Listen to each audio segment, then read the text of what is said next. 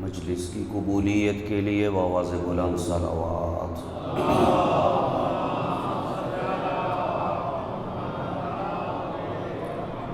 اپنے اپنے مرحومین کی بخشش و مغفرت کے لیے بآواز بلند صلوات۔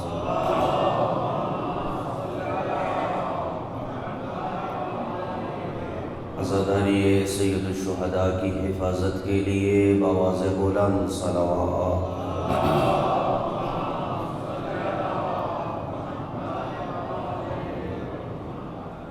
اعوذ باللہ من الشیطان اللعین الرجیم، بسم اللہ الرحمن الرحیم۔ الحمد للہ الصمد الذی لم یلد ولم یولد ولم یکن له کفوا احد۔ الصلاة والسلام على سيدنا وحبيبنا وطبيب قلوبنا ومزكي نفوسنا أبي القاسم محمد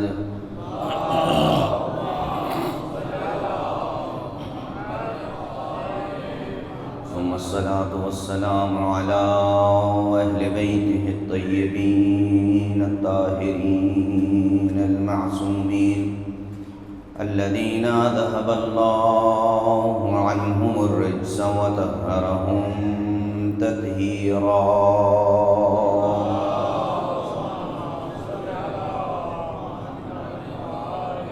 ورحمة الله على أحبابهم وشيعتهم ومواليهم أجمعين، ولعنة الله على أعدائهم من يومنا هذا وإلى أبد الآبدين۔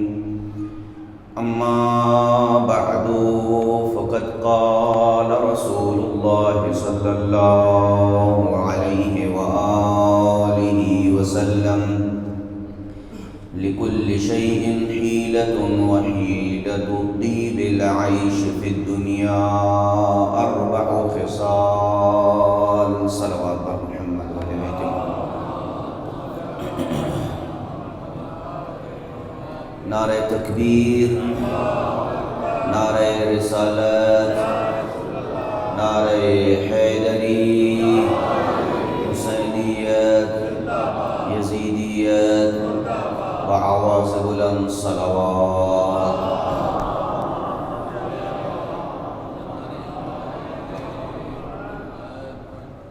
زحمت نہ ہو تو پیچھے بیٹھنے والے افراد صلوات پڑھتے ہوئے آگے تشریف لے آئیں، تاکہ بعد میں درمیان میں مجلس کے ماحول خراب نہ ہو اور کوئی بندہ نہ اٹھے۔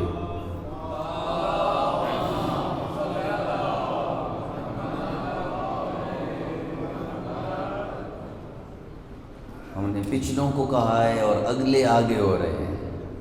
صلوات بھیجیں محمد والے بھیجیں۔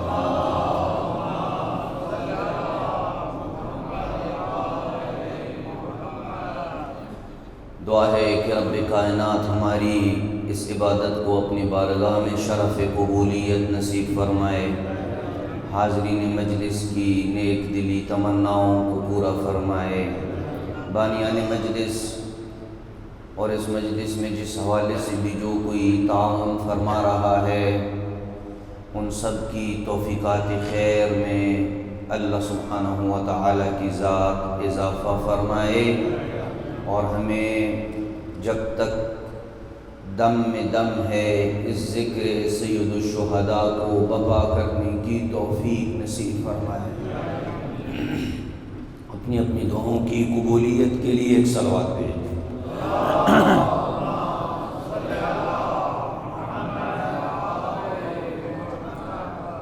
سلسلہ گفتگو، کل ہم نے اپنے موضوع کا ہلکا سا تعارف کروایا تھا اور ایک تمہید آپ کی پاکیزہ سماعتوں کی نظر کی تھی کہ جنت کے دروازوں پہ لکھا ہوا دستور حیات کیا ہے جو انسان کے لیے اخروی نجات کا اور دنیاوی نجات کا باعث بن سکتا ہے اس شخص کے لیے کہ جو ان کو سمجھے اور ان کلمات پہ عمل کرنے کی کوشش کرے بغیر کسی تمہید کے، چونکہ کہنے کو بہت کچھ ہے اور وقت میں دامن میں گنجائش کم ہے۔ جہاں سے میں نے اس حدیث کو چھوڑا تھا وہیں سے آگے لے کے چل رہا ہوں۔ یہ حدیث ایک تسلسل کے ساتھ ہے، جو بندہ ایک فکرے سے بھی منقطع ہو گیا تو اس کا سلسلہ اور کنیکشن ہمارے ساتھ نہیں رہے گا، اور وہ اس کے لیے پھر تکرار کی گنجائش نہیں ہے، چونکہ اتنے بندوں کے ہوتے ہوئے دوبارہ ان کلمات کا تکرار نہیں کیا جا سکتا۔ اس لیے کوشش کروں گا کہ بر وقت آپ لوگ تشریف لائیں تاکہ زیادہ سے زیادہ آپ کی خدمت میں کلام اہل بیت کو پڑھا جائے۔ عرض کیا تھا پیغمبر اکرم جب معراج پہ تشریف لے گئے، جنت کو بھی دیکھا، جہنم کو بھی دیکھا، اور جنت کے دروازوں کے اوپر اور جہنم کے دروازوں کے اوپر لکھی ہوئی تحریر کی طرف جب متوجہ نہ ہوئے، اور جبریل نے کہا ہے اللہ کے رسول آپ نے کیا اس تحریر کو پڑھا ہے جو جنت کے دروازوں پہ لکھی تھی، جو جہنم کے دروازوں پہ لکھی تھی؟ تو کہا کہ میں نہیں متوجہ ہوا اس تحریر کی طرف۔ تو حضرت نے فرمایا ارجع معی لأقرأها، میرے ساتھ واپس پلٹو تاکہ میں اس تحریر کو پڑھ سکوں۔ یہیں سے آگے شروع کر رہا ہوں، یہاں تک میں نے آپ کو کل پہنچایا تھا۔ فرجع معی جبرائیل علیہ السلام فبدأ بأبواب الجنہ، پیغمبر فرماتے ہیں جبریل میرے ساتھ واپس پلٹا اور میں جبریل کے ساتھ جنت کے دروازوں کی طرف واپس جو ہی پہنچا، فَإِذَا عَلَى الْبَابِ الْأَوَّلِ مِنْهَا مَكْتُوبٌ، جب میں جنت کے پہلے دروازے پہ پہنچا، یہ ہم نے بتایا تھا نا کتنے دروازے ہیں جنت کے؟ کتنے؟ 8۔ فَإِذَا عَلَى الْبَابِ الْأَوَّلِ مَكْتُوبٌ، پیغمبر فرماتے ہیں میں پہلے دروازے کے اوپر پہنچا تو میں نے دیکھا کہ دروازے کے اوپر یہ تحریر لکھی ہوئی ہے، اور میں یہ بتاؤں گا کہ یہ تحریر کب سے لکھی ہوئی ہے۔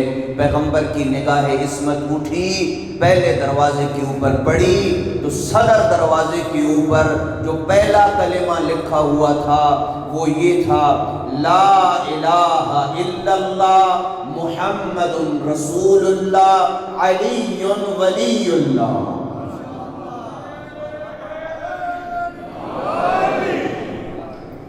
اچھا، بڑی مزے کی بات یہ ہے کہ یہ جو کلمہ ہے نا یہ ان 4 کلموں سے ہٹ کے ہے، یہ ان 4 کلموں سے ہٹ کے ہے۔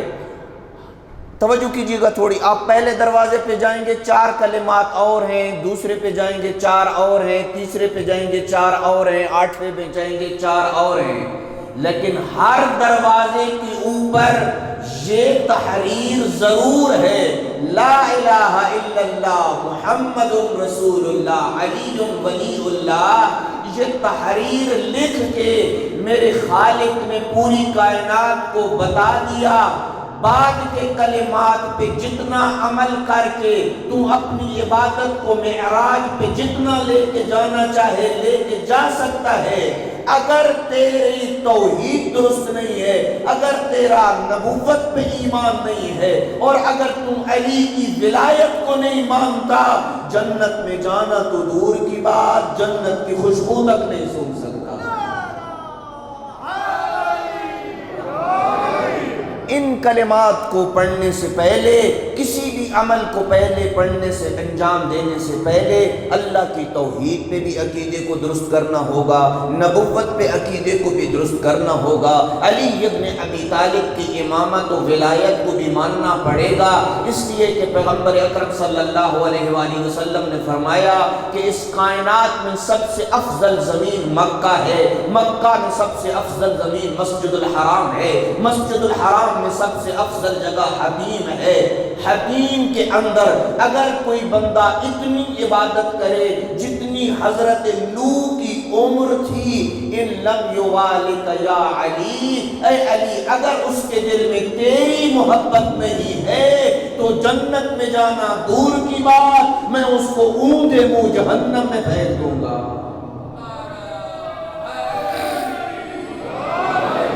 بس ان کلمات کو یاد کر لیجئے گا کہ یہ ہر دروازے سے پہلے ہم نے تلاوت کرنے ہیں۔ اب آ جائیے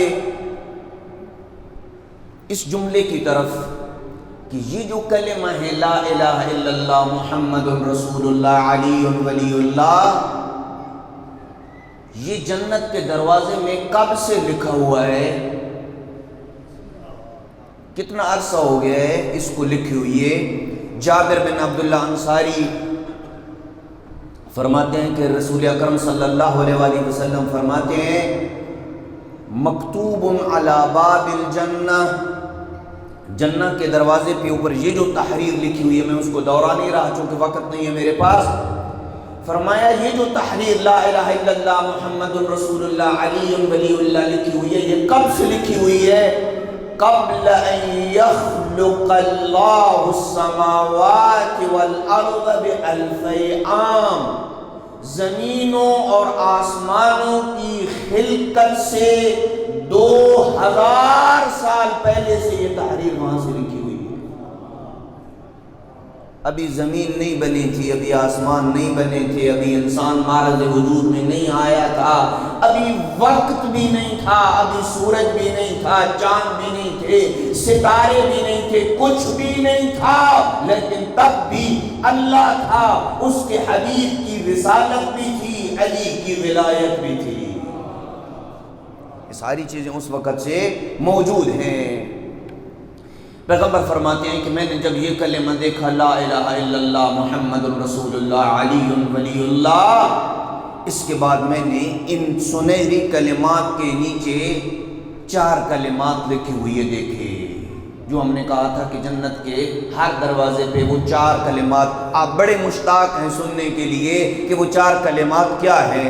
آئیے، فرمایا پیغمبر آپ کو جنت کے دروازے پہ لکھی ہوئی، پہلے دروازے پہ لکھی ہوئی تحریر پڑھ کے سنا رہے ہیں، اور میں وہی الفاظ آپ کی خدمت میں پیش کر رہا ہوں۔ فرمایا لِكُلِّ شَيْءٍ حِيلَةٌ، ان کلمات کو دل پہ لکھنا ہے۔ لِكُلِّ شَيْءٍ حِيلَةٌ، ہر شے کا ایک حیلہ ہوتا ہے۔ حیلہ آپ اپنی زبان میں جانتے ہیں، ہر چیز کا ایک چارہ ہوتا ہے، بہانہ ہوتا ہے، طریقہ ہوتا ہے۔ لِكُلِّ شَيْءٍ حِيلَةٌ، ہر شے کا ایک طریقہ ہے۔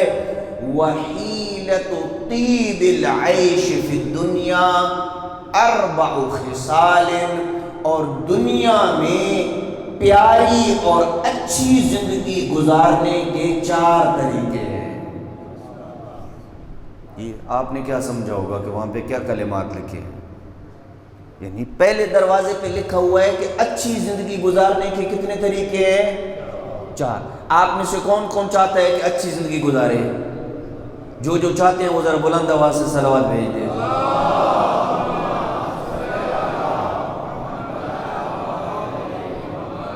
وَحِيلَةُ طِيبِ الْعَيْشِ فِي الدُّنْيَا 4 خِصَالٍ، 4 خصلتیں ایسی ہیں کہ جن پہ اگر انسان عمل کر لے تو اس کی دنیا کی زندگی کم از کم اچھی گزر جائے گی۔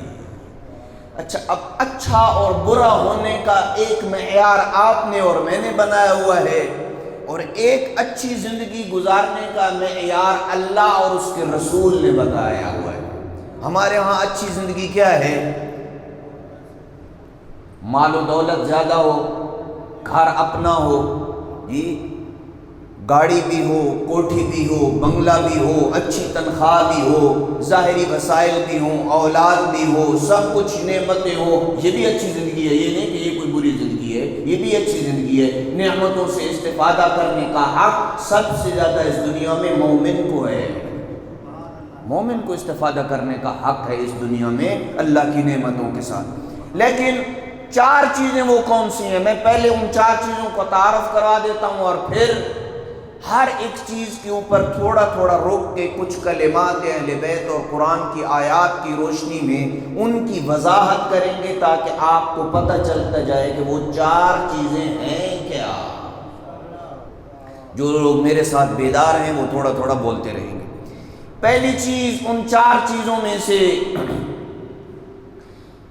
جو انسان کی دنیا میں اچھی زندگی گزارنے کا بہترین وسیلہ ہے، القناعہ، قناعت کرنا ہے۔ قناعت، یہ قناعت نہیں جو وہ خواتین اور ہماری لگی ہوئی ہے، عین کے ساتھ ہے، القناعہ عین کے ساتھ قناع۔ میں بتاؤں گا قناعت کا کیا مطلب ہے۔ ایک قناعت، دوسرا اپنے دل سے کینے اور بغض کو نکالنا، یہ اچھی زندگی گزارنے کا طریقہ ہے۔ تیسری چیز حسد کو ترک کرنا، حسد نہ کرنا۔ اور چوتھی چیز مجالست اہل الخیر، اہل خیر نیک لوگوں کی صحبت اختیار کرنا۔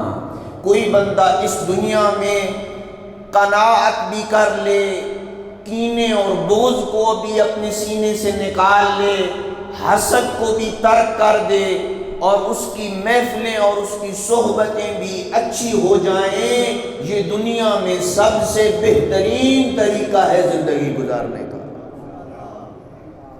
آئیے اب ان 4 کلمات کے اوپر رکتے ہیں اور تھوڑا تھوڑا ہر ایک کے متعلق کچھ آپ کی خدمت میں عرض کریں گے تاکہ ہمارے دیکھیں یہ صفاتیں، کچھ صفات ان میں صفات حمیدہ ہیں اور کچھ ان میں صفات مذمومہ ہیں۔ صفات حمیدہ یعنی اچھی صفات، مذمومہ یعنی مذموم اور بری صفات۔ جب انسان کا دل اچھی صفات سے مزین ہو جاتا ہے اور اس کے دل سے بری صفات نکل جاتی ہیں تو یہی اللہ کا بہترین بندہ بن جاتا ہے۔ آئیے پہلی صفت القناعہ۔ قناعت ہوتی کیا ہے؟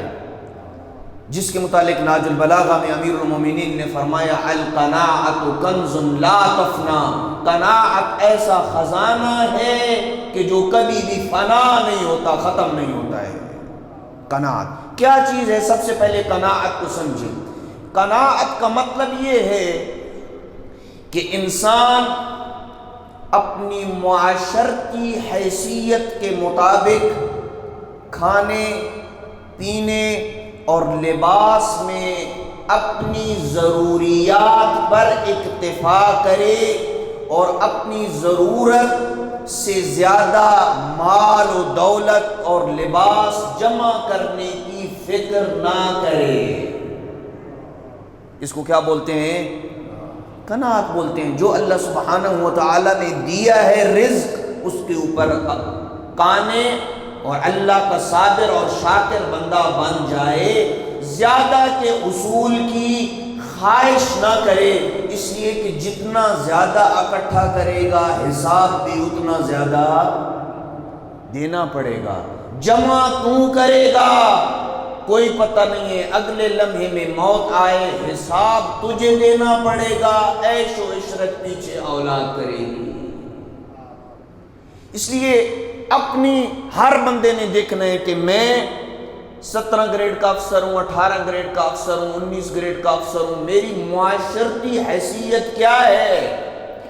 معاشرتی حیثیت کے مطابق انسان اپنی ضروریات کے اوپر اکتفا کر لے، یہ بندہ اللہ کا قانع بندہ ہے، یعنی قناعت کرنے والا ہے، یعنی اس کے پاس ایسا خزانہ ہے جو کبھی فنا ہونے والا نہیں ہے۔ اب آئیے قرآن مجید نے اپنے حبیب اور عجیب لفظ استعمال کیا ہے اللہ سبحانہ و تعالی نے قرآن القناعت کے لیے۔ بہت زیادہ آیات ہیں لیکن میں سب آیات کو نہیں پڑھ سکتا، وقت کے دامن میں گنجائش نہیں ہے۔ فرمایا وَلَا تَمُدَّنَّ عَيْنَيْكَ إِلَى مَا مَتَّعْنَا بِهِ أَزْوَاجًا مِّنْهُمْ زُهْرَةَ الْحَيَاةِ الدُّنْيَا لِنَفْتِنَهُمْ فِيهِ وَرِزْقُ رَبِّكَ خَيْرٌ وَأَبْقَى۔ اے رسول دنیا کی اس زندگی کی رونق کی طرف اپنی نگاہیں اٹھا کے نہ دیکھیں۔ یہ دنیا کی زندگی کے اندر جو آسائشیں ہیں اور جو رونقیں ہیں، جو چمک برق ہے اور جو یہ رنگ رنگیلی ہے دنیا، اس کی طرف اپنی نگاہیں اٹھا کے مت دیکھیں۔ کیوں؟ اس لیے کہ یہ ہم نے لوگوں کو آزمانے کے لیے دی ہے۔ یہ قرآن کی آیت ہے۔ کسی کے پاس اگر زیادہ ہے تو اللہ نے اس کو زیادہ اس لیے دیا ہے کہ اس کو زیادہ دے کے آزماتا ہوں، کسی کو کم دیا ہے تو کم دے کے اللہ آزماتا ہے۔ اور امیر المومنین کا عجیب جملہ ہے، فرمایا من احبنا فلیستعد للبلاء جلبابا، جو بندہ ہم اہل بیت سے محبت کا دعویٰ کرتا ہے وہ سر سے پاؤں تک فقر و فاقہ کی چادر اوڑھنے کے لیے تیار ہو جائے۔ یہ محبت علی کا ٹیکس ہے۔ محبت علی فری تھوڑی ہے، یا فری ہے؟ سب سے قیمتی ترین خزانہ اور نعمت آپ کے دلوں میں امیر المومنین کی مودت اور ولایت ہے۔ اسی وجہ سے کوئی شخص صادق آل محمد کی خدمت میں آیا تھا اور کہا تھا مولا میرے گھر میں کھانے پینے کے لیے کچھ نہیں ہے، کچھ عنایت کر دے۔ مولا نے فرمایا جا تو بہت بڑا غنی بندہ ہے، مجھ سے کیا لینے کے لیے آیا ہے؟ کچھ وقت گزرا، پھر واپس آیا، مولا نے واپس کر دیا، کہا تو غنی بندہ ہے چلا جا۔ پھر تیسری مرتبہ جب پھر واپس آیا تو مولا نے فرمایا تیرے پاس ایک قیمتی گوہر اور موتی ہے، کیا وہ تمہیں بیچے گا؟ کہا کیا ہے میرے پاس تو گھر میں فقر و فاقہ چل رہے ہیں، وہ کون سا گوہر ہے جو میرے پاس ہے؟ کہا تیرے سینے میں ولایت اہل بیت کی شکل میں جو گوہر موجود ہے اس کی نہ دنیا میں کوئی قیمت ہے نہ آخرت میں کوئی قیمت ہے۔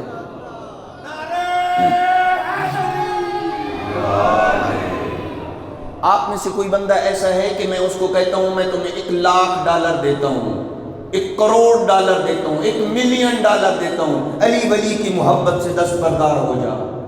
کوئی ہے آپ میں سے؟ کوئی بھی نہیں۔ اس کا مطلب ہے کہ تم سب سے بڑا امیر بندہ ہے، اس کائنات میں سب سے امیر تو ہے۔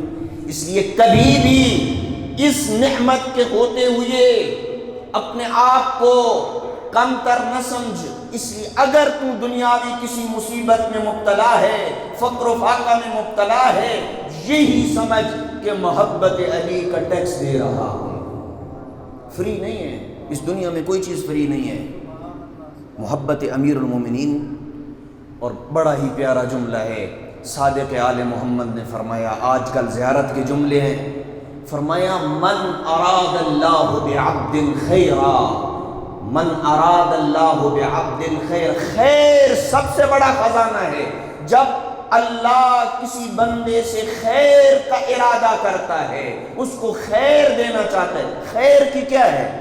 آپ اور میں خیر کی تفسیر کیا کرتے ہیں؟ ہم کر دیتے ہیں ایک جملے میں نیکی۔ نہیں، خیر کا دائرہ کار وسیع ہے۔ اگر میرے پاس وقت ہوتا تو میں قرآن مجید کی وہ آیات پڑھتا جس سے آپ کو پتہ چلتا کہ خیر کہتے کسے ہیں۔ اولاد بھی خیر ہے، مال و دولت بھی خیر ہے، اچھا دوست بھی خیر ہے، نیک اور صالح بیوی بھی خیر ہے، حج پہ جانا بھی خیر ہے، عمرے پہ جانا بھی خیر ہے، سید الشہداء کی زیارت کرنا بھی خیر ہے۔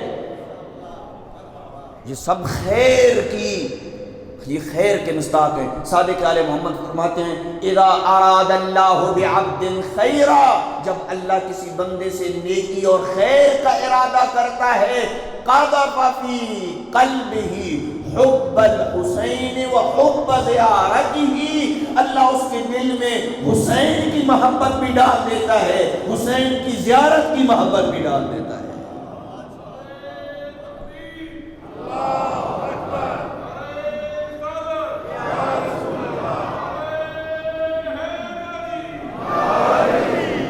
اور زیارت کی بات آ گئی، ان لوگوں کے لیے خصوصی طور پہ آپ نے دعا کرنی ہے کہ جو لوگ سید الشہداء کی زیارت کی تڑپ لیے بیٹھے ہیں۔ کوئی بھی ایسا نہیں ہے، مومن کا دل قبر حسین ہے۔ عظیم جملہ میں نے کہا ہے، مومن کا دل قبر حسین ہے، کاش عاشور کے دن ہم بھی کربلا میں ہوتے اور غریب کربلا کو اس کا پرسہ دیتے. اپنی ان روتی آنکھوں سے مصائب میں جہاں دیگر دعائیں مانگا کرو، ایک دعا یہ بھی مانگا کرو، مولا حسین مرنے سے پہلے ایک دفعہ اپنے روضے کی ضرور زیارت کروا دینا. اور جو زائرین اس عاشور پہ جانا چاہتا ہے، چیلم پہ جانا چاہتے ہیں، ان کے لیے جو مشکلات ہیں، اللہ سبحانہ و تعالیٰ سے دعا ہے اللہ ان کی تمام مشکلات کو دور فرمائے. ایک صلوات بھیج دیں محمد و اہل بیت محمد. تو قرآن مجید نے کہا ہے میرے حبیب قناعت کرو اور دنیا کی رنگ رنگینیوں کی طرف اپنی آنکھوں کو اٹھا کے مت دیکھو. کیوں؟ جملہ سنیے گا، قرآن مجید کی آیت ہے. فرمایا وَرِزْقُ رَبِّكَ خَيْرٌ وَأَبْقَى، اس لیے کہ تیرے رب کا جو رزق تجھے مل چکا ہے یہ خیر بھی ہے اور زیادہ دیر باقی رہنے والا ہے. یہ مجلس سید الشہداء میں آ کے تیرا بیٹھنا یہ رزق نہیں ہے؟ رزق ہے یا نہیں ہے؟ کیا یہ رزق سب کو ملتا ہے؟ مجھے بتائیں اس کائنات میں کتنے ایسے لوگ ہیں کیا ان کو یہ رزق دانا پانی اور روٹی فقط رزق نہیں ہے؟ اللہ کی طرف سے انسان مومن کو ملنے والی ہر نعمت رزق ہے. بس شکر ادا کر، سر سجدے میں رکھ کے اللہ کا پالنے والے تیرا شکر ہے میری زندگی میں ایک اور محرم لکھ دیا تو نے. یہ رزق ہے جو تو لے رہا ہے. فرمایا وَرِزْقُ رَبِّكَ خیر، اللہ کا دیا ہوا رزق خیر بھی ہے، وَأَبْقَى اور زیادہ باقی رہنے والا ہے. ایک اور مقام پہ فرمایا وَلَا تُعْجِبْكَ أَمْوَالُهُمْ وَأَوْلَادُهُمْ، ان کا اموال اور ان کی اولاد کی کثرت تجھے فریفتہ نہ کریں. انما یرید اللہ ان یعذبہم فیہا فی الدنیا، اللہ ان لوگوں کو دنیا میں انہی چیزوں کے ذریعے عذاب دینے والا ہے. کن کے ذریعے؟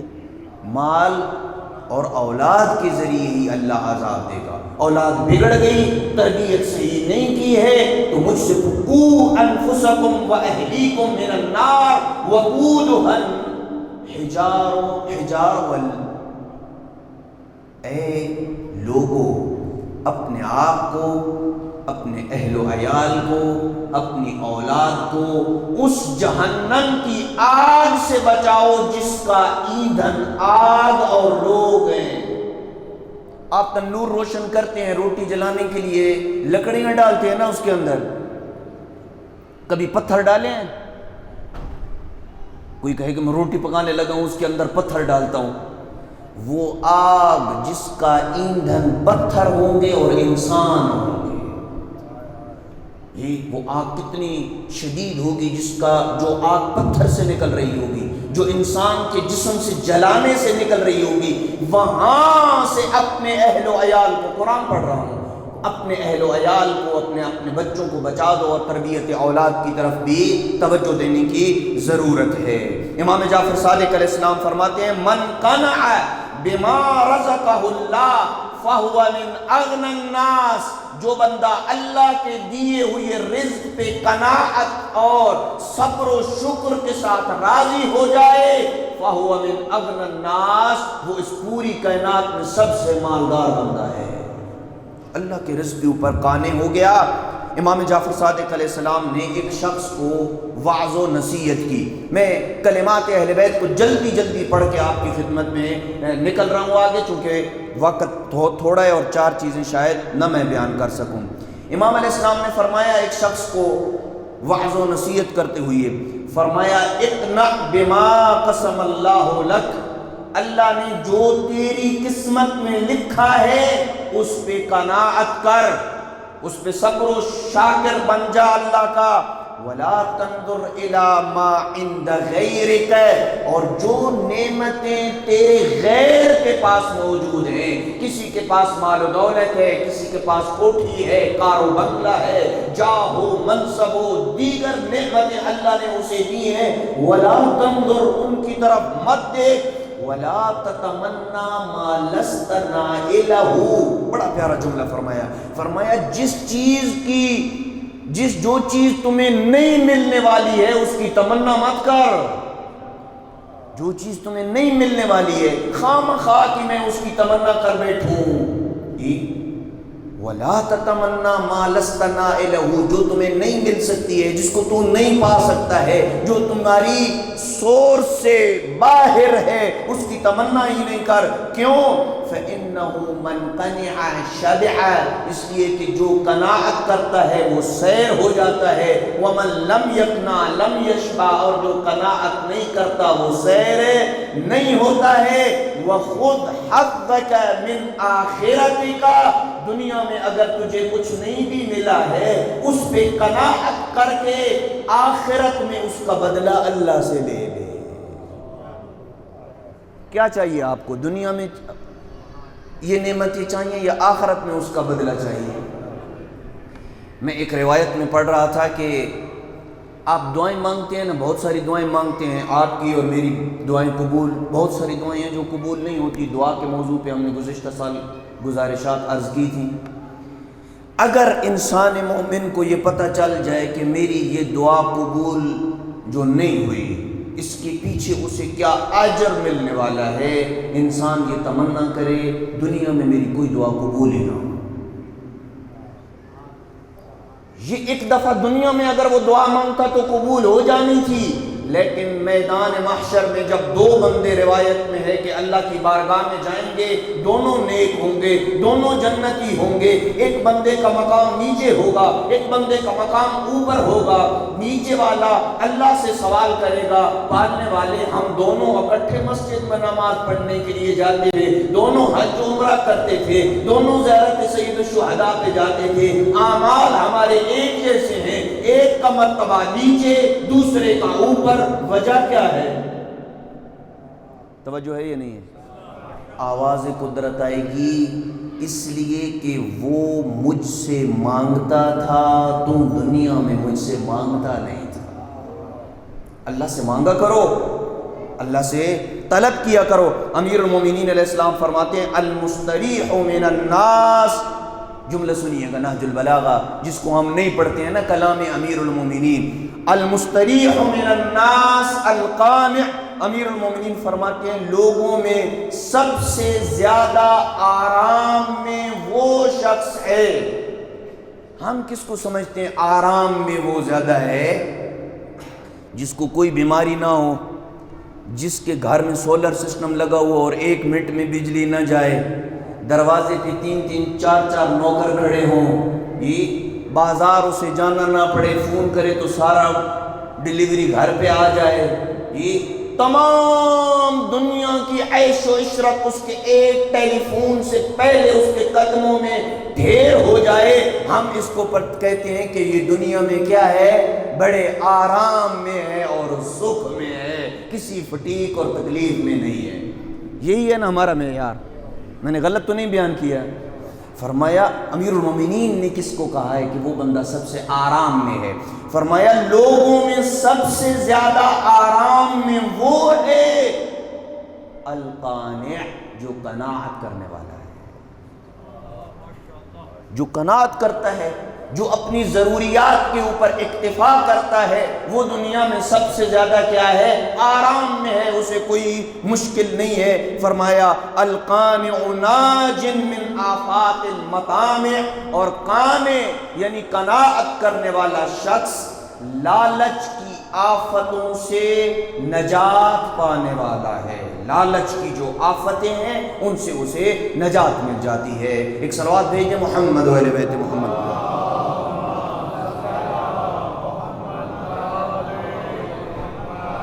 بس پہلا کلمہ جو جنت کے دروازے پہلے دروازے کے اوپر لکھا ہوا ہے وہ کیا ہے؟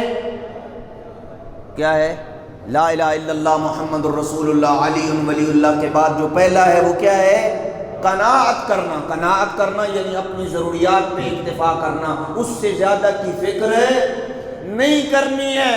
پتہ نہیں، میں نے اس دن بھی کوئی بندہ ادھر ہماری یونیورسٹی میں آیا، میں نے اس کو یہ روایت سنائی تھی، یہ روایت سنا کے اگلی جملے کی طرف جا رہا ہوں. ہمیں زیادہ رزق کی فکر ہوتی ہے، پتہ نہیں میرے جانے کے بعد میرے بچوں کا کیا ہوگا، ان کی روزی روٹی کا کون ہوگا۔ اپنی زندگی میں اپنے بچوں کے لیے بہت کچھ بنا کے جانے کی فکر ہمارے معاشرے کو کھائے جا رہی ہے۔ حضرت موسیٰ کے پاس اسرائیل روح قبض کرنے کے لیے آئے۔ جب روح قبض کرنے کے لیے آئے تو حضرت موسیٰ اولو العزم نبی ہیں، کہا کہ اسرائیل جا کے میرے رب کو پیغام دے دیں کہ تھوڑی سی مہلت اور دے دیں، مجھے اپنے بچوں کے رزق کی فکر ہے، میں ان کے لیے کچھ بنا لوں۔ یہ میرے اور آپ کو سمجھانے اور سکھانے کے لیے حضرت موسیٰ نے یہ کہا ہے، وگرنہ انبیاء کی تو خواہش ہوتی ہے کہ اللہ کی ذات کی بارگاہ میں حاضر ہو کے رب کی ملاقات کا دیدار حاصل کریں۔ جی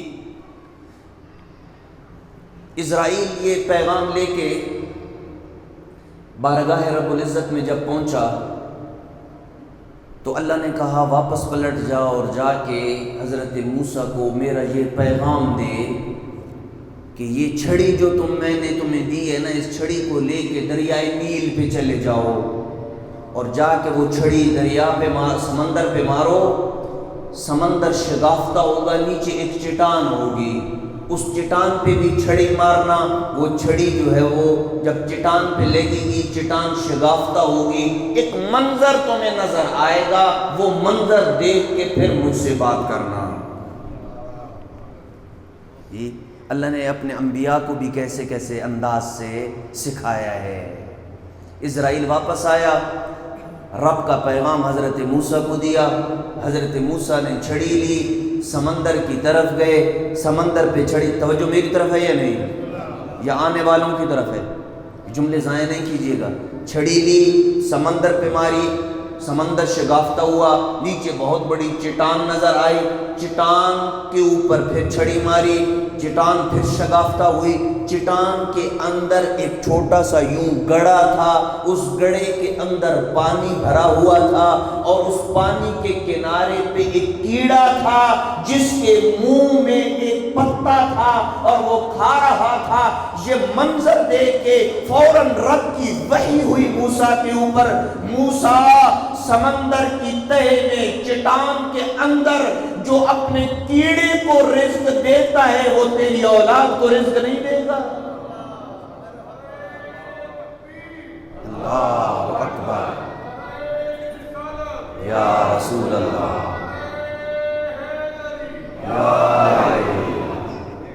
تمہیں اپنی اولاد کی فکر ہے کہ میرے مرنے کے بعد میری اولاد، تو اپنی فکر کر، اپنی اولاد کے لیے چھوڑ، اس کے لیے اللہ ہے۔ یہ قناعت ہے۔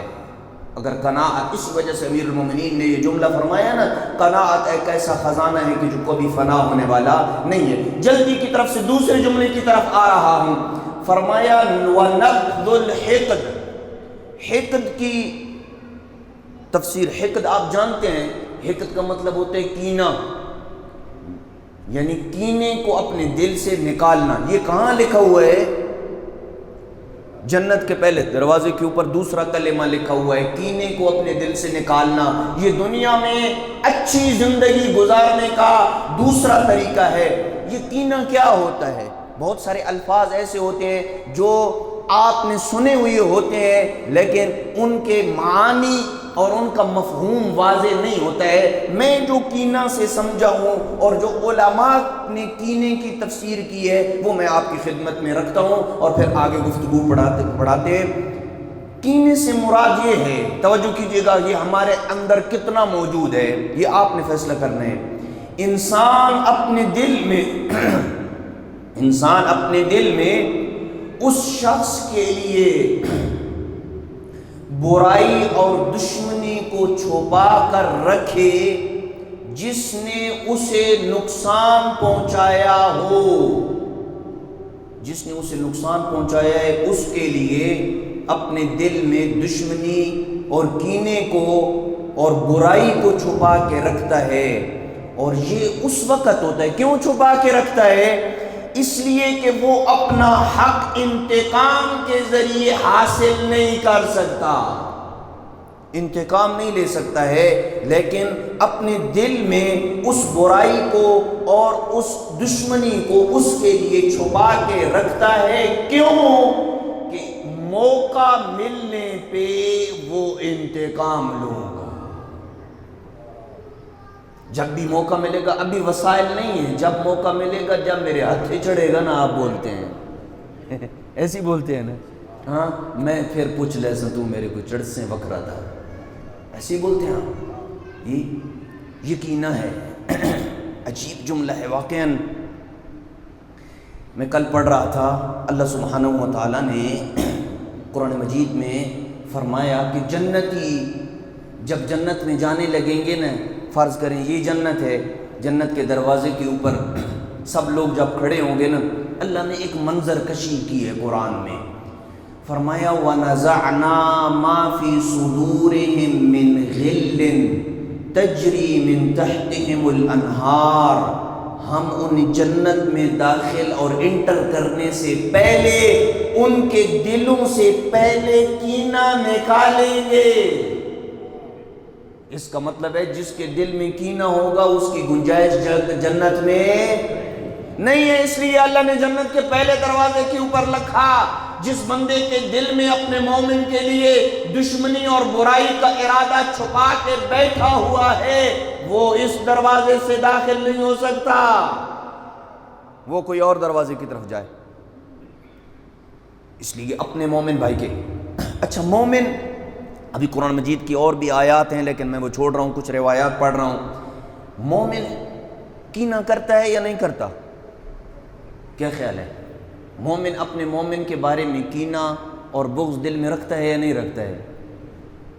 آپ لگتا ہے کہ آپ پریشان ہیں، مجھے تو ایسی مجلس پڑھنی آتی ہے۔ کینہ کرتا ہے یا نہیں کرتا ہے؟ مومن کینہ کرتا ہے، ایسا نہیں ہے کہ مومن کینہ نہیں کرتا ہے، لیکن اہل بیت علیہ السلام نے فرمایا اس کی کینہ کرنے کی اور حقد کرنے کی مقدار کتنی ہوتی ہے، توجہ کیجیے گا۔ فرمایا حقد المؤمن مقامہ، مومن کا کینہ یعنی دل میں کسی کے لیے برائی اور دشمنی رکھنا، یہ عارضی اور تھوڑی دیر کے لیے ہوتی ہے۔ فلا یجد علیہ شیئا ثم یفارق اخاہ، جب اس مجلس سے اٹھتا ہے تو اس کے دل میں اپنے مومن کے لیے کچھ بھی نہیں ہوتا ہے، بس اتنی مقدار میں اس کے دل میں کینہ اور بغض ہوتا ہے جتنی مقدار میں اس مجلس اور محفل میں اس نشست میں وہ بیٹھا ہے، جتنی نشست کی مدت ہے اتنی مقدار میں اس کا ہوتا ہے۔ وَحِقْدُ الْكَافِرِ دَهْرُهُ، اور کافر کا حقد اور کینہ یہ ہمیشہ کے لیے ہوتا ہے۔ یہ یاد رکھیں، مومن کا کینہ کیا ہوتا ہے؟ وقتی اور عارضی ہوتا ہے۔ اور اس سے بھی پیاری روایت میں امام ایک صلوات بھیج دیں محمد و اہل بیت محمد کی ذات پہ۔ امام محمد باقر فرماتے ہیں وَالْمُؤْمِنُ يَحْقِدُ مَا دَامَ فِي مَجْلِسِهِ، مومن جب تک اس نشست میں ہے اس وقت تک زیادہ سے زیادہ اپنے مومن بھائی کے بارے میں کینہ رکھے گا۔ فَإِذَا قَامَ ذَهَبَ عَنْهُ الْحِقْدُ، جب اس مجلس سے اٹھتا ہے اس کا دل اپنے مومن بھائی کے لیے پاک اور صاف ہو جاتا ہے۔ یہ مومن ہے، لیکن کافر کیا ہے؟ اس کا حقد، اس کا کینہ کسی انسان کے متعلق وقتی اور عارضی نہیں ہوتا ہے بلکہ ہمیشہ اور دائمی ہوتا ہے۔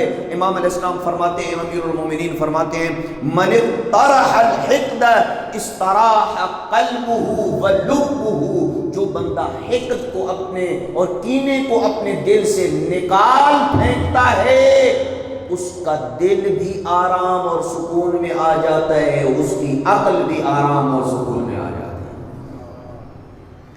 اچھا، قبل اس کے میں آپ کو حقد کے متعلق اور کینے کے متعلق کچھ روایات اور سناؤں۔ ایک جملہ عرض کرتا چلوں، اس کائنات میں سب سے زیادہ حقد اور کینہ کس کے ساتھ ہوا؟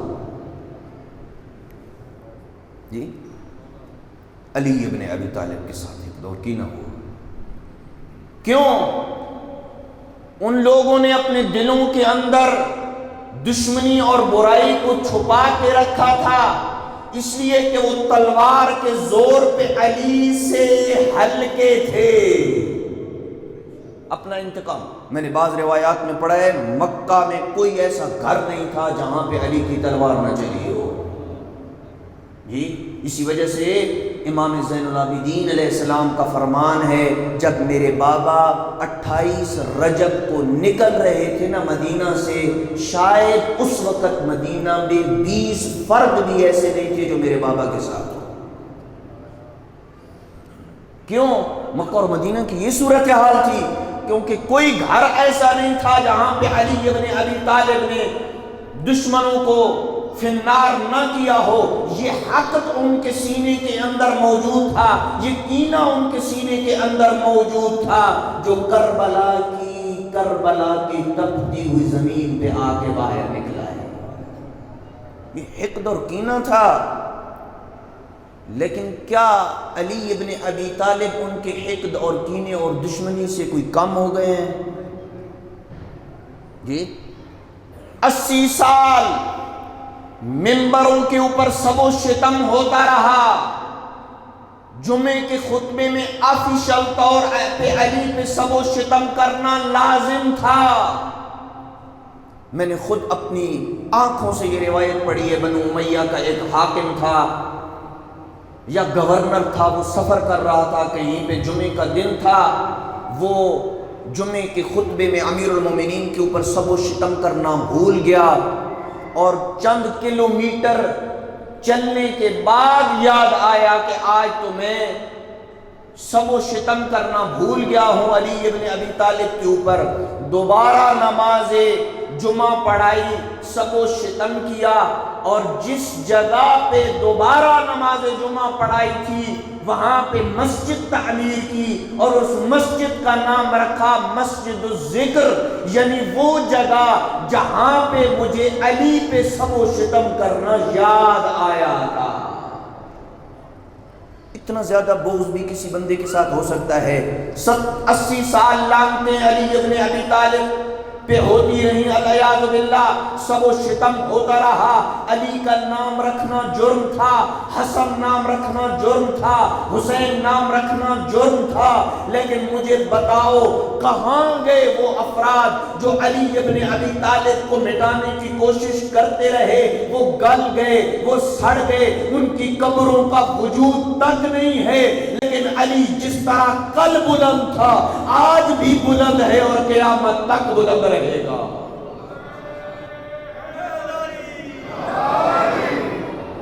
امیر المومنین کو نہ کوئی مٹا سکا ہے نہ کن۔ امام حسین علیہ السلام کی قبر مبارک کو فقط متوکل ملعون نے، تاریخ پڑھنی بھی چاہیے، بچوں کو بتانی چاہیے، 17 مرتبہ فقط متوکل ملعون نے قبر سید الشہداء کو مٹانے کی کوشش کی ہے۔ کدھر ہے متوکل کی کوئی قبر آپ کو نظر آتی ہے؟ لیکن میرے رب نے اتنی عزت دی ہے، کروڑوں افراد فقط 40 میں حاضر ہو کے پیدل چل کے غریب کربلا کا شکر ادا کرتے ہیں، اے حسین تیری قربانی کا شکریہ۔ اور آپ 40 میں جو لوگ گئے ہیں وہ جانتے ہیں کہ کس طرح زائرین کی وہاں پہ خدمت ہوتی ہے، اور کس طرح امام حسین علیہ السلام کے وہاں معجزات چل رہے ہیں، اور امام حسین علیہ السلام کی فیوضات و برکات چل رہی ہے۔ میں کسی مجلس میں یہ بات کر رہا تھا، آپ نے اپنے گھر میں 10 بندوں کو کھانے پہ بلانا ہونا تو آپ زیادہ سے زیادہ اہتمام کر لیتے ہیں کہ ایکسٹرا 5 بندوں کا کھانا دے دیں گے، 10 بندوں کا کھانا آپ تیار کر لیں گے، لیکن کبھی یہ نہیں ہوا کہ آپ نے دعوت 10 کی دی ہو اور آپ نے 100 بندوں کا کھانا پکا دیا ہو، ایسے کبھی بھی نہیں ہوتا ہے۔ لیکن اگر آپ کو پتہ ہی نہ ہو کہ آپ کے گھر میں مہمان کتنے آنے والے ہیں تو آپ کیا کریں گے؟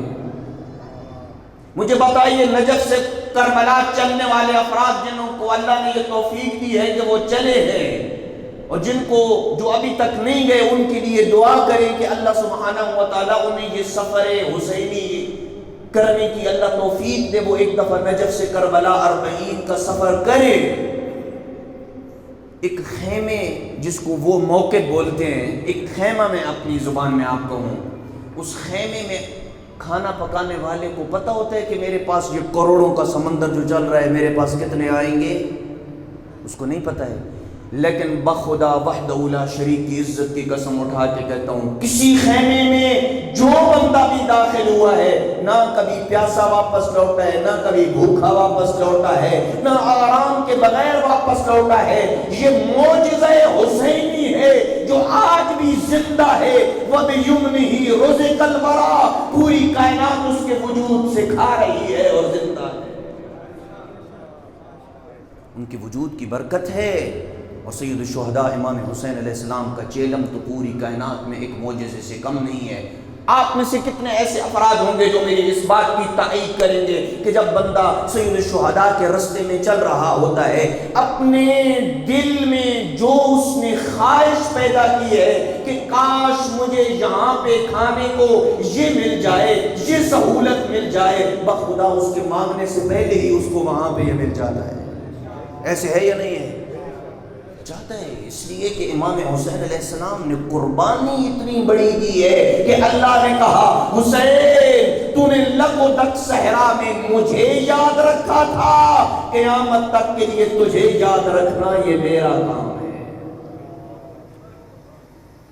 روک رہا ہوں اپنی گفتگو کو یہیں پہ اور کل انشاءاللہ آگے چلیں گے۔ سید الشہداء کی قربانی کو مت بھولیے گا۔ جن کو اللہ نے استطاعت اور توفیق دی ہے وہ کربلا ضرور جایا کریں، محسن اسلام کا شکریہ ادا کیا کریں۔ حسین نہ فقط موصل اسلام ہے بلکہ حسین محسن انسانیت ہے۔ مجھے اس ہندو شخص کا جملہ بڑا اچھا لگتا ہے، جب اس سے کسی نے پوچھا تھا نا کہ تو نے اپنے گھر کے چھت کے اوپر کیوں علم لگایا ہوا ہے، حسینی علم؟ یہ تو شیعوں کی علامت ہے، یہ علم تو شیعہ لگاتے ہیں، تو نے کیوں لگایا ہوا ہے؟ تو اس نے کہا تھا میں نے اس لیے علم لگایا ہوا ہے، میں دن میں گھر میں اپنے گھر سے باہر رہتا ہوں، کام کاج کر کے جب شام کو واپس آتا ہوں تو میں اپنی ماں، اپنی بہن اور اپنی بیٹی کے درمیان جب فرق محسوس کرتا ہوں نا، میرا رخ کربلا کی طرف پھر جاتا ہے اور میں سلام کرتا ہوں اس محسن انسانیت پہ جس نے اپنی بہنوں کے تو پردے قربان کر دیے لیکن ہماری بہنوں کو اور بیٹیوں کو تحفظ دے دیا۔ اجرکم علی اللہ۔ جس نے یہ سب کچھ قربان کیا، عزاداران مظلوم کربلا مشکل ہے۔ میں نے نجف میں ایک عالم دین سے یہ سنا تھا، حضرت ایوب کا بہت طرح سے امتحان لیا گیا۔ حضرت ایوب کا صبر تمام انبیاء میں 1,24,000 انبیاء میں حضرت ایوب کا صبر منفرد صبر ہے، طرح طرح کی آزمائشوں میں مبتلا کیا گیا، لیکن جب بات ناموس کے صبر پہ آئی نا تو حضرت ایوب نے کہا پالنے والے ہر طرح کا صبر برداشت کر سکتا ہوں لیکن یہ تکلیف برداشت نہیں کر سکتا، ناموس کا درد مجھ سے نہیں سہا جاتا۔ آنا ذرا رخ کر کربلا کی طرف، اے حسین تیری ذات پہ کروڑوں سلام ہو، جس نے اپنی بہنوں کی چادریں لٹا دی، جس نے اپنی بہنوں کے برقعے لٹوا دیے، تیری اور میری بہنوں کو پردہ اور تحفظ دینے کے لیے۔ اجرکم علی اللہ۔ میں نے کل مدینہ کے مصائب میں یہ جملے کہے تھے، عزاداران مظلوم کربلا کس انداز میں غریب کربلا نے مدینہ کو چھوڑا۔ نانی ام سلمہ کو الوداع کرنے کے بعد آئے نانا کو الوداع کرنے کے لیے۔ آپ کبھی دستورن پہلے گھر کے دیگر افراد کو ملتے ہیں، آخر میں اپنے سب سے قریبی افراد کو آپ الوداع کرتے ہیں۔ جب سفر میں جا رہے ہوتے ہیں سب سے قریبی افراد کو الوداع کرتے ہیں۔ آئے نہ پہلے نانا کی قبر کے اوپر، دیر تک پہلے تو نواسا نانا کی قبر پہ بیٹھ کے عبادتیں کر رہا تھا، نمازیں پڑھ رہا تھا اور دعائیں پڑھ رہا تھا، بڑی دیر تک اپنے نانا کی قبر پہ عبادتیں کرنے کے بعد یوں اپنی پیشانی نانا کی قبر پہ رکھی، تھوڑی دیر کے بعد حسین کی آنکھ لگ گئی، خواب میں دیکھا نانا رسول خدا ہے، انبیاء کی صفیں ساتھ ہیں، ملائکہ ساتھ ساتھ چل رہے ہیں، رسول اسلام کے سر کے بال کھلے ہوئے ہیں، رو رو کے کہتے ہیں حبیبی یا حسین،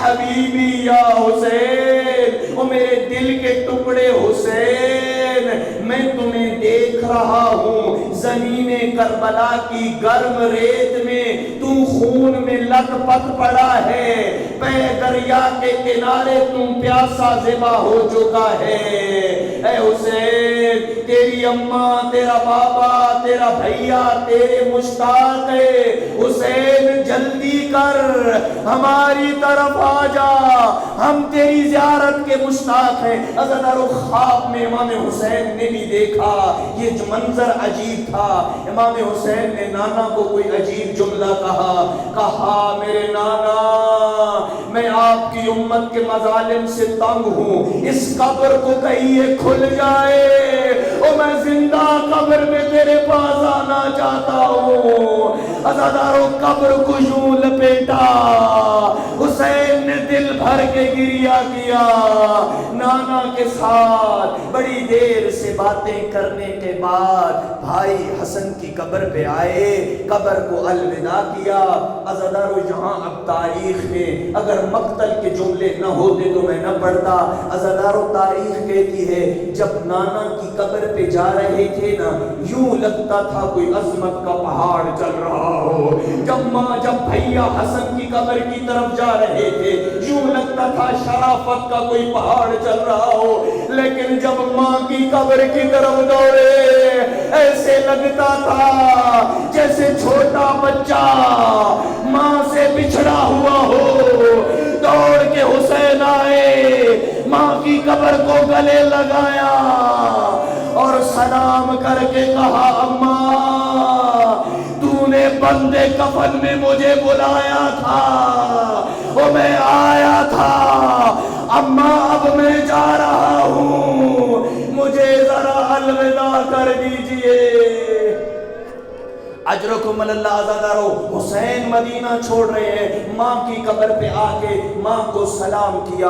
عزادارو صاحب دمعۃ الساتبہ والا لکھتا ہے غریب نے ماں کو ایک دفعہ بلایا، ماں نے قبر سے 3 جواب دیے، یہ جواب سن لینا، دل پہ در ہاتھ رکھ کے سیدہ کے یہ جو بین ہے، جو مرثیہ پڑھا ہے نا سیدہ نے اپنے بیٹے کے لیے 3 سلام کیے ہیں، میری آقا زادی نے اپنے بیٹے کے اوپر کہا السلام علیکہ یا عطشان الام، او ماں کے پیاسے بیٹے حسین، او پیاسے ذبح ہونے والے حسین، میرے سلام کو قبول کر۔ دوسرا جملہ السلام علیکہ یا غریب الام، او ماں کے پردیسی بیٹے حسین، میرے سلام کو قبول کر۔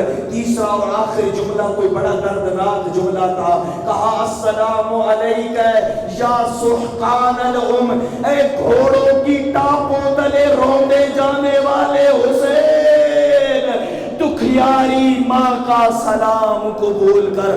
ختم ہو گئی میری مجلس، ایک جملہ کہنے کی اجازت دے دیجئے۔ حسین جب چلے تھے نا عزادارو، تو حسین کے ساتھ بہنیں بھی تھی، بھائی بھی تھے، مدینہ کو بڑی شان و شوکت کے ساتھ حسین نے الوداع کیا تھا، لیکن وہ مجھے جملہ یاد آ رہا ہے سیدہ زینب عالیہ کا، جب شام کی قید نبھا کے واپس جنت البقیع میں پلٹی تھی نا، نانا کی قبر پہ آ کے تو جو باتیں کی وہ کی، بھیا کی قبر پہ تو جو باتیں کی وہ کی، لیکن کچھ درد بیٹی کے ایسے ہوتے ہیں جو فقط ماں کو بتاتی ہے۔ جب ماں کی ٹوٹی قبر پہ پہنچی نا، زخمی پہلو پہ ہاتھ رکھ کے ایک جملہ کہا اماں تجھے ایک تازیہ نہ لگا تھا، اور تو قبر تک روتی گئی، اماں ذرا آ دیکھ زینب کو، کربلا سے لے کے کوفہ، کوفہ سے لے کے شام تک، اور جب کمینے کا دل کرتا وہ مجھے اجر رسالت دیتا. ہائے اماں میرا درد بڑا عجیب ہے. انا للہ و انا الیہ راجعون.